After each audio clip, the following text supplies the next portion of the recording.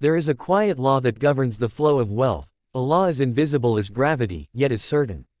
It whispers through the stories of every self-made person, every dream realized, every life transformed from scarcity to abundance. This law, at its heart, is simple: money responds to definite plans. It does not drift toward confusion, nor does it linger around hesitation. It flows with purpose, toward clarity, vision, and the steadfast hand that knows where it is going. The book, Why Money Responds to Definite Plans, is not merely about wealth. It is about the alignment between the inner and outer worlds, between the vision in one's heart and the tangible manifestations of that vision in reality. It teaches that money, like any form of energy, moves toward order, direction, and faith.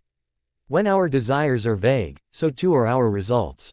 But when our plans are definite, when they are written, visualized, and believed in with conviction, life begins to conspire in our favor. Many people live as if waiting for luck, hoping that one day an opportunity will knock, or that fortune will somehow discover them.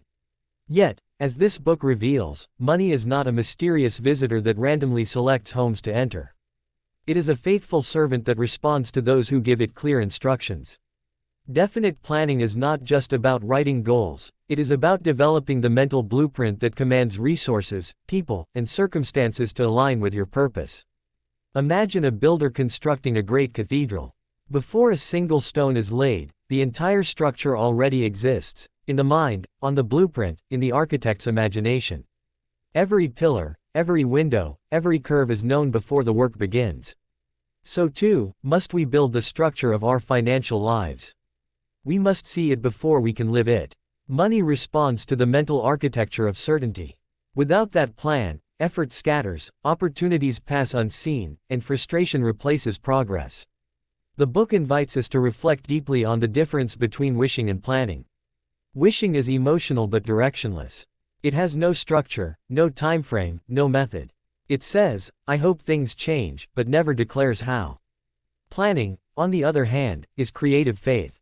It declares a vision and builds the path toward it. A definite plan says, "I will earn this amount, by this date, through this method, by providing this value." That level of clarity magnetizes the forces of success. There is a profound truth hidden here: money does not serve confusion, it serves clarity. If we cannot tell the world what we want, the world cannot give it to us. The book tells of individuals who once struggled in financial darkness until they found light through purpose and planning. One story speaks of a man who spent years drifting between jobs, always complaining that success eluded him. But one day, he sat down with paper and pen and wrote a detailed plan: the amount he wanted to earn, the value he would give in return, and the timeline for achieving it. For the first time, his energy had direction. Within months, opportunities began to appear. What had changed? Not luck, but focus. His mind, once scattered, had become organized around a purpose, and money, like a faithful ally, responded to that order. The message is timeless: vague goals attract vague results. Definite goals attract definite results. This book encourages us to treat money not as an idol to be chased, but as a reflection of our inner discipline and clarity. Wealth is not accidental. It is a reflection of the order within our thoughts.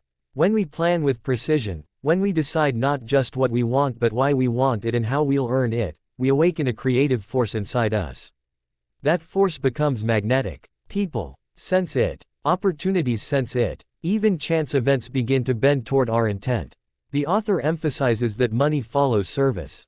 Every definite plan must be rooted in contribution. To ask life for more, we must first offer more. When we base our plans on helping others, money becomes a natural consequence of that service. It comes not as a chase, but as a response. Like sunlight drawn to an open window, abundance finds its way toward those whose work creates genuine value. Yet the book also warns us that definite plans demand definite faith. There will always be uncertainty, moments when the plan seems impossible, when obstacles test our resolve. The difference between those who fail and those who succeed lies not in circumstances but in persistence.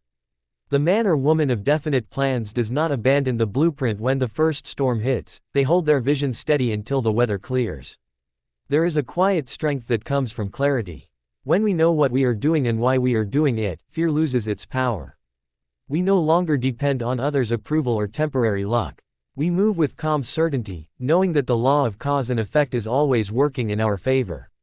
Definite planning transforms anxiety into confidence, because it gives the mind something stable to hold on to. The author illustrates that even great fortunes began as simple, definite ideas. Henry Ford imagined a car for the common man, and every decision, every action, followed that plan. Thomas Edison saw the light bulb before he ever built it. Each failure was simply another step toward the definite outcome he had already claimed in his mind.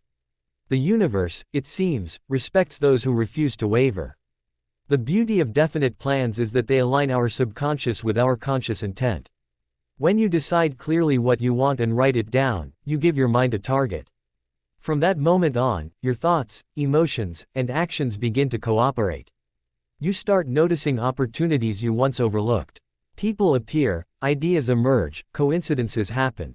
But it is not magic, it is the power of mental alignment. Money, in this book's philosophy, is not moral or immoral, it is obedient. It goes where it is invited with precision. It is energy, responding to the vibration of organized thought. A scattered mind repels wealth, a focused one attracts it. The book also dives into the practical process of creating definite plans. It encourages the reader to begin with a written goal, specific, measurable, and timed. Then, to list the value they will offer in return. Next, to create daily, weekly, and monthly actions that build toward that goal. This structure transforms dreams into responsibilities. It converts inspiration into momentum.